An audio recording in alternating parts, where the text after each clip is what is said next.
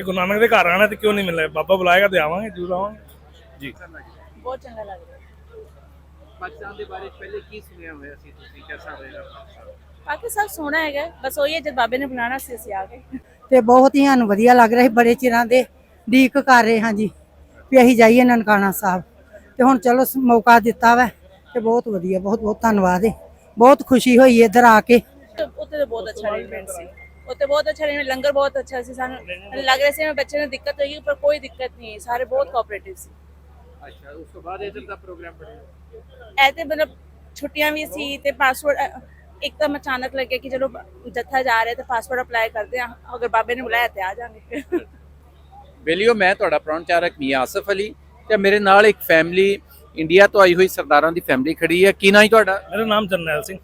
ਤੁਹਾਡਾ ਕੀ ਨਾਂ ਹੈ? ਗੁਰਨੂਰ ਸਿੰਘ। ਗੁਰਨੂਰ। ਤੇ ਤੁਹਾਡਾ ਕੀ ਨਾਂ ਜੀ? ਪ੍ਰੀਤੀ। ਪ੍ਰੀਤੀ। ਨਹੀਂ, ਪ੍ਰੀਤੀ ਕੱਲਾ ਕਿ ਪ੍ਰੀਤੀ ਕੱਲਾ ਕੌਰ? ਪ੍ਰੀਤੀ। ਅੱਛਾ, ਪਹਿਲੀ ਵਾਰੀ ਆਏ ਹੋ? ਜੀ ਪਹਿਲੀ ਵਾਰ। कैसा लगे? बहुत वधिया, बहुत वधिया इंतजाम है, बहुत वधिया लगे। पहले सोचा सी कदी पाकिस्तान आने का? पहले सोचा सी पर पासपोर्ट लेट बनवाए, फिर बच्चा छोटा सी, हुण आए हैं, बड़ा हो गया ते नहीं हुण ते किहड़ी क्लास च हो गया? 5th। 5th। ते पहली बारी आए हैं, तू भी नाल ही? ते कैसा लग रहा है इत्थे? बहुत अच्छा लगा। ते कदी सोचा सी कि पाकिस्तान जाने का मौका मिलेगा? बिल्कुल भी गुरु नानक दे घर आना ते क्यों नहीं मिलना, बाबा बुलाएगा ते आवांगे, जरूर आवांगे जी। ਤੁਸੀਂ ਦੱਸੋ ਜੀ, ਤੁਹਾਨੂੰ ਕਿਹਦਾ ਲੱਗ ਰਿਹਾ? ਬਹੁਤ ਚੰਗਾ ਲੱਗ ਰਿਹਾ। ਪਾਕਿਸਤਾਨ ਦੇ ਬਾਰੇ ਪਹਿਲੇ ਕੀ ਸੁਣਿਆ ਹੋਇਆ ਸੀ ਤੁਸੀਂ, ਕਿਹਦਾ ਹੋਏਗਾ ਪਾਕਿਸਤਾਨ? ਪਾਕਿਸਤਾਨ ਸੋਹਣਾ ਹੈਗਾ, ਬਸ ਉਹੀ ਹੈ ਜਦ ਬਾਬੇ ਨੇ ਬੁਲਾਣਾ ਸੀ ਅਸੀਂ ਆ ਗਏ।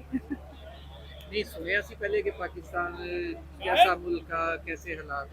नहीं ऐसा कुछ नहीं, पाकिस्तान बहुत अच्छा मुल्क है।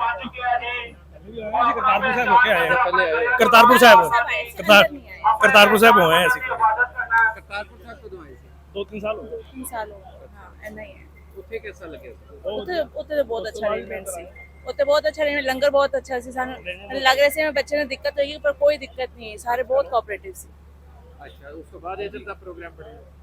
ਐ ਤੇ ਮਤਲਬ ਛੁੱਟੀਆਂ ਵੀ ਸੀ ਤੇ ਪਾਸਪੋਰਟ ਇੱਕਦਮ ਅਚਾਨਕ ਲੱਗਿਆ ਕਿ ਚਲੋ ਜੱਥਾ ਜਾ ਰਿਹਾ ਤੇ ਪਾਸਪੋਰਟ ਅਪਲਾਈ ਕਰਦੇ ਆ, ਅਗਰ ਬਾਬੇ ਨੇ ਬੁਲਾਇਆ ਤੇ ਆ ਜਾਵਾਂਗੇ। ਬਹੁਤ ਵਧੀਆ ਲੱਗ ਰਿਹਾ ਜੀ ਸਾਨੂੰ।